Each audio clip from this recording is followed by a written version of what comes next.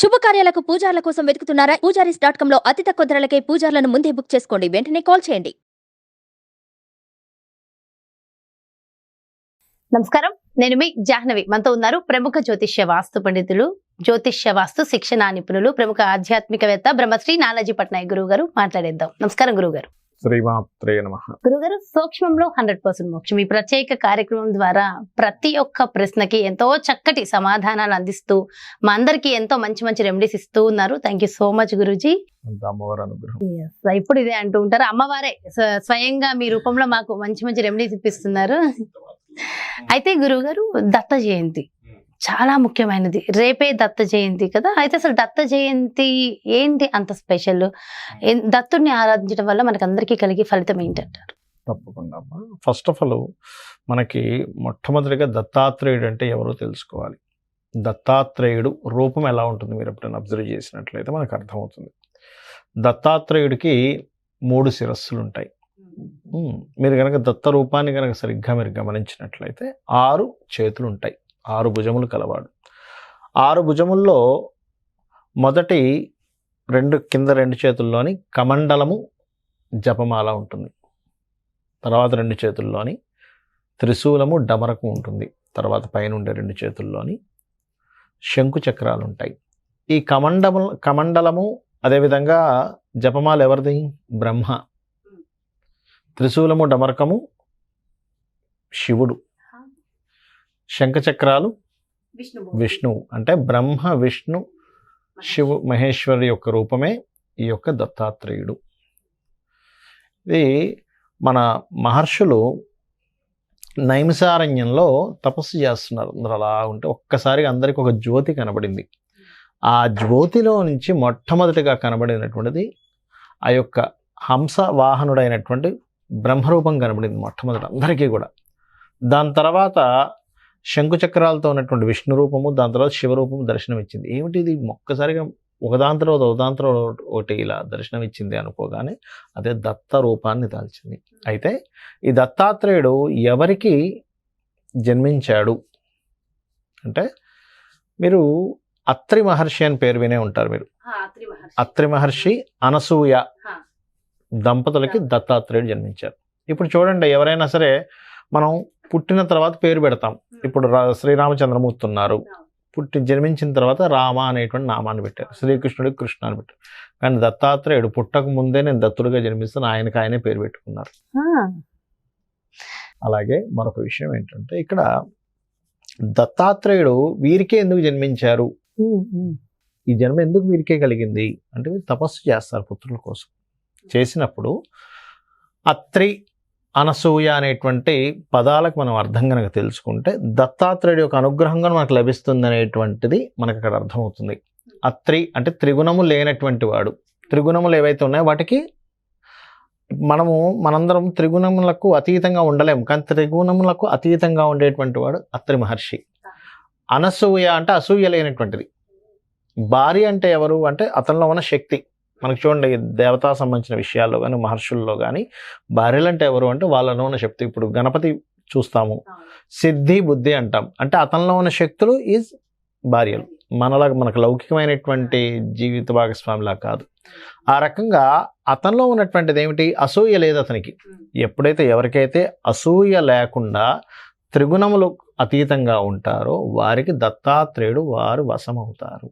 Okay, అంటే వాళ్ళకి పుత్రుల రూపంలో జన్మించినట్టు వాళ్ళకి ఇదవుతారు. ఇంకంతే. ఇంక మనం అంటే అక్కడ ఏంటి? దత్తాత్రేయుడు రూపం ఏంటి? బ్రహ్మ విష్ణు మహేశ్వర రూపం కదా. అంటే ఆ త్రిమూర్తులు త్రిగుణములో అతీతంగా ఉన్న వ్యక్తికి, అసూయ లేనటువంటి వ్యక్తికి వారు వస్తారని అర్థం అనమాట.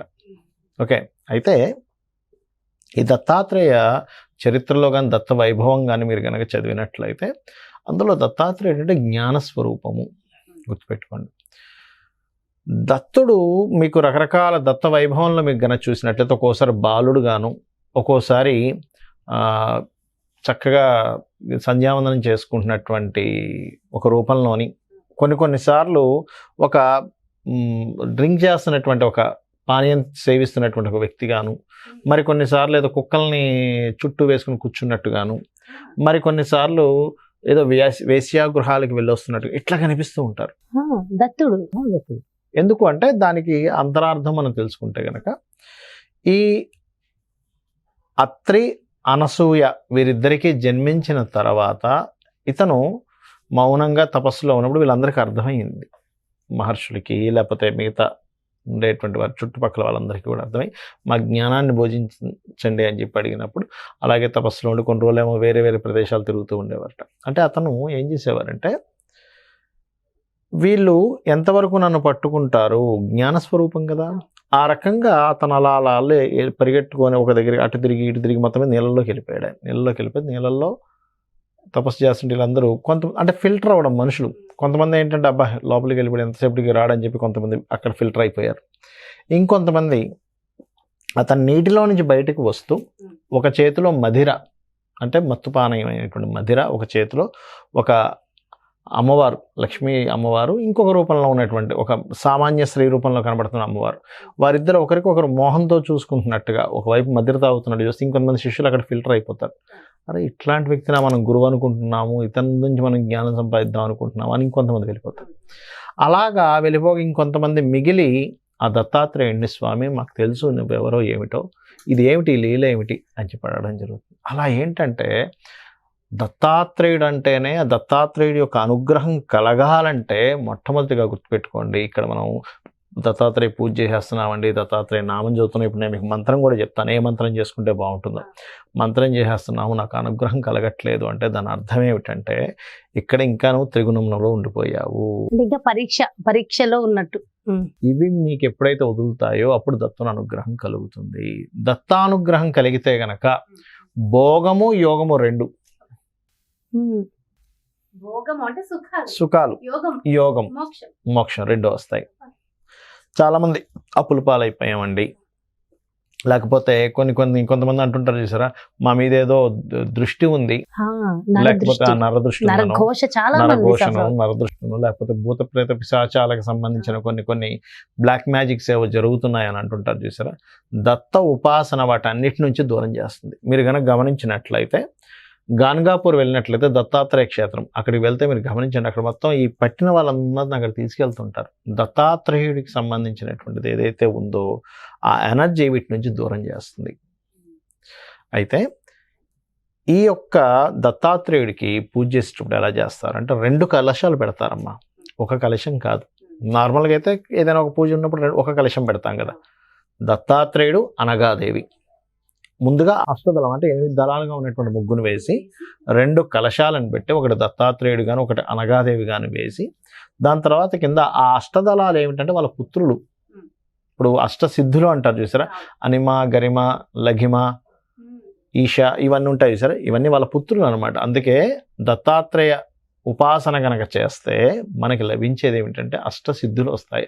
అష్టసిద్ధులు రావడం అంటే అంత ఈజీ కాదు. మనకి ఆంజనేయ స్వామికి చెప్పుకుంటాం అష్టసిద్ధినం అనేది కేదాత అని. కాబట్టి అయితే ఈ దత్తుడి యొక్క అనుగ్రహం కలగడం వల్ల ఏమవుతుంది అంటే మాయ నుంచి బయటపడతాము. అందులో ప్రత్యేకంగా ఇప్పుడు రాహు గురుచండాల యోగంలో ఉన్నాడు కాబట్టి దత్తుడి యొక్క ఉపాసన మరియు కార్తికేయ స్వామి యొక్క ఉపాసన చాలా ముఖ్యం. ఈ మధ్యకాలంలో మీరు కనుక కార్తికేయ స్వామి ఉపాసన చేద్దామని వెళ్ళినా దత్త ఉపాసన చేద్దామని వెళ్ళినా ఏదో మాయ మిమ్మల్ని కమ్ముతూ ఉంటుంది. ఎలాంటి మాయ అంటే ఇప్పుడు దత్తాత్రేయ పూజ చేద్దామని అనుకున్నాం అనుకోండి, అప్పుడు ఏం చేస్తుంది గురుగ్రహం గురు రాసుల మీద రాహు ఉన్నాడు కాబట్టి అయ్యో నేను ఇవాళ పూజ చేద్దాం వెళ్తే నాకేదో బ్యాడ్ కనబడింది, నేనేదో సుబ్రహ్మణ్యేశ్వర స్వామిదో కుమారస్వామిదో ఏదో వెళ్తే నాకు ఇవాళ ఏదో బ్యాడ్ అమ్మో ఇది నీకు వెళ్ళకూడదేమో అనే ఒక మాయ కమ్ముతుంటుంది. ఎందుకు అంటే ఆ యొక్క గురు రాసుల్లో రాహు ఉన్నాడు. ఇది 1.5 సంవత్సరం పాటు ఉంటుంది. అయితే ఈ సమయంలో ప్రత్యేకంగా ఎవరైతే రెగ్యులర్గా దత్తాత్రేయుడిని సుబ్రహ్మణ్యేశ్వర స్వామి ఆరాధన చేస్తారో ఈ మీనరాశిలో రాహు యొక్క సంచారం ఏదైతే ఉందో ఈ యొక్క మాయ మనల్ని బయటపడేస్తుంది. దాంతోపాటు ఆ రాహు సంబంధించినటువంటి విషయంలో ముఖ్యంగా దుర్గా ఆరాధన కూడా చేయాలి, పితృదేవత ఆరాధన కూడా చేయాలి. ఇది చాలా ముఖ్యమైనటువంటి అంశం. అయితే ఈ దత్తాత్రేయుడిది మనం ఇందాక నేను చెప్పినట్టుగా కలశాలు పెట్టుకొని పసుపు లేదా గంధముతో పూజిస్తారు దత్తాత్రేయుడిని. అదేవిధంగా అరటి పళ్ళు లేనట్లయితే మీకు ఇష్టం వచ్చినటువంటిది ఏదైనా బెల్లముతో చేసినటువంటి పదార్థాన్ని లేదా పులిహోర నైవేద్యం పెట్టచ్చు. ఇక్కడ ఏంటంటే మనం ఏ నైవేద్యం పెడుతున్నామని కాదు ఇక్కడ ముఖ్యం. ఇక్కడ ఏమిటి అంటే ఆ స్వామివారి యొక్క అనుగ్రహం కలిగితే కార్తవీర్యార్జునుడు దత్తాత్రేయుడిని సేవించారు. కార్తవీర్యార్జునికి బోల్డ్ అంత అతను మొట్టమొదటిసారి అతన్ని ఉపాసన చేసినప్పుడు 11 వరాలు కోరుకుంటాడు. ఆ 11 వరాల్లో కూడా అన్నీ అసలు నాకు ఏవేవి శక్తులు కావాలో అన్నీ కోరుకుంటాడు. మళ్ళీ ఇంకోసారి పూజించేటప్పుడు అప్పుడు చెప్తాడు, కార్తవీర్యార్జునుడు అడుగుతాడు, ఏంటి స్వామి నేను అన్ని వరాలు అడుగుతుంటే వీటన్నిటికంటే మోక్షం గొప్పదని నువ్వు నాకు ఇవ్వలేదంటే, కాదు నీకు అప్పుడున్నటువంటి జ్ఞానానికి నువ్వు అడగలేవు, అప్పుడు నేను నీకు ఇచ్చిన అర్థం కాదు, ఇప్పుడు నువ్వు జ్ఞానసిద్ధిని పొందావు కాబట్టి నేను నీకు ఇస్తే అర్థమవుతుంది అంటాడు. అలా ఏంటంటే దత్త ఉపాసనలో 1 by 1 మనకు అర్థమవుతుంటుంది, కానీ ఒక్క రోజులో ఒక్కసారిగా ఏదో మనం ఏదో పూజ చేసాం అలా అవ్వాలని కాదు, అవ్వదన్నమాట.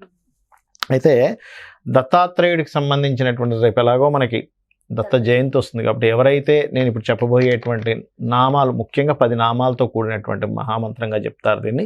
ఇది ఎవరైతే స్మరిస్తారో వారికి ముఖ్యంగా భూత ప్రేత పిశాచ సంబంధించినటువంటి దోషాలు పోవడము, ఎవరైతే బాగా ఇబ్బందుల్లో ఉంటారో, ఏమండి నేను ఫైనాన్షియల్ క్రైసిస్లో ఉన్నానో, లేకపోతే రకరకాల ఇబ్బందులతో బాధపడుతున్నానో, అనారోగ్య బాధలు పడుతున్నానో, లేకపోతే దూషింపబడుతున్నానో, నా మీద ఒక బ్యాడ్గా ఇది అవుతుందని ఎవరైతే అనుకుంటుంటారో ఈ యొక్క 10 నామాలతో కూడినటువంటి ఈ యొక్క మహామంత్రం గొప్పగా పనిచేస్తుంది. ఆ 10 నామాలు ఏంటో చెప్తాను నేను మీకు. ముఖ్యంగా దత్తాత్రేయ హరే కృష్ణ. ఇక్కడ చూడండి, కృష్ణుడు అతనే, ఎందుకంటే విష్ణు రూపం కదా, అందుకని దత్తాత్రేయ హరే కృష్ణ ఉన్మత్త ఆనందదాయక దిగంబరమునే బాలా పిశాచ అదేవిధంగా జ్ఞానసాగర. 10 నామాలు. దీనికి ముందు ఓము లాస్ట్లో నమః కలుపుకొని కూడా చేయొచ్చు. అది ఎలా చేయొచ్చు అంటే ఓం దత్తాత్రేయ హరే కృష్ణ ఉన్మత్త ఆనందదాయక దిగంబరమునే బాలా పిశాచ జ్ఞానసాగరాయ నమః అని అనుకోవచ్చు. ఇది కనుక చేసుకున్నట్లయితే ఆ యొక్క స్వామివారి యొక్క అనుగ్రహం ఇది చేసేటప్పుడు చాలా ఆటంకాలు కలుగుతుంటాయి. మా మైండ్ తొందరగా వెళ్ళదు. ఎందుకు అంటే అది గనక సిద్ధిస్తే గొప్ప స్థితికి వెళ్తాడుగా, ఇతని కర్మలు ఆపుతూ ఉంటాయి దాన్ని. ఇప్పుడు మనం చెప్పాం కదా, ఇది అంత ఈజీ కాదు, ఏదో చేసేస్తున్నారు అనుకుంటే కాదు. దీన్ని ఎవరైతే నేను ఎంత కష్టం వచ్చినా ఎన్ని ఆటంకాలు వచ్చినా నేను ఈ మహామంత్రాన్ని ఈ 10 నామాలతో కూడినటువంటి ఈ యొక్క దీన్ని నేను వదిలిపెట్టకుండా నేను ఖచ్చితంగా చేస్తానని ఎవరైతే అనుకుంటారో వాళ్ళు ఈ మాయ నుంచి బయటపడతారు. అయితే ఇక్కడ ఒక చిన్న ప్రశ్న అడగచ్చు గురువు గారు. ఇది కలియుగం, మనం ప్రస్తుతం కలియుగం మాయలోనే ఉన్నామని చెప్పాలి. అయితే ఇప్పుడు అన్నీ కూడా ఇన్స్టెంట్ గా మనకి వచ్చేయాలని అనుకుంటున్నాం. మీకు ఇంకో విషయం తెలుసా, కలియుగానికి ఎలా అయితే కలియుగ దైవమైన వెంకటేశ్వర స్వామి ఎలాగో దత్తాత్రేయుడు కలియుగానికి దేవత. కలియుగ దైవం దత్తాత్రేయుడు కూడా. సో ఖచ్చితంగా ఆ ఫలితం అయితే ఉంటుంది, కాస్త ఓపిక పట్టాలి అంతే. చాలా చాలా మంచి విషయము, మంచి పరిజ్ఞానాన్ని మా అందరికి అందించారు గురుగారు. Thank you so much. నమస్కారం. శ్రీమాత్రే నమః. చూసారు కదండి, మరి ఇది దత్తాత్రేయుని గురించి, ముఖ్యంగా దత్త జయంతి నాడు మనం అందరం కూడా ఖచ్చితంగా ఆచరించవలసిన విధి విధానాలు, ఒక్కసారి దత్తుణ్ణి పూజించడం వల్ల కలిగే ఫలితాలు చూడాలి అంటే ఖచ్చితంగా మరి ఈ నామ జపాన్ని జపిస్తూ దత్తుణ్ణి పూజించడం చాలా ముఖ్యం. అటు భోగాలు అటు ముక్తి ఇవి రెండూ కూడా మనకి సమకూరాలి అంటే దత్తుణ్ణి ఏ విధంగా పూజించాలని చాలా డీటెయిల్డ్ గా ఇన్ఫర్మేషన్ ఇచ్చారు కదా గురుగారు. మరో చక్కటి ప్రత్యేకమైన కార్యక్రమంతో మళ్ళీ మీ ముందుకు చేస్తాను. నమస్తే. మరి అదేవిధంగా మీ యొక్క జాతకానికి సంబంధించి కానీ లేదంటే మీ ఇంటి వ్యాపార వాస్తుకు సంబంధించి కానీ గురువు గారిని సంప్రదించాలి, అపాయింట్మెంట్ కావాలి అనుకుంటే ఇంకెందుకు ఆలస్యం, క్రింద డిస్ప్లే అవుతున్నటువంటి నెంబర్స్ కి కాల్ చేయండి. నమస్తే.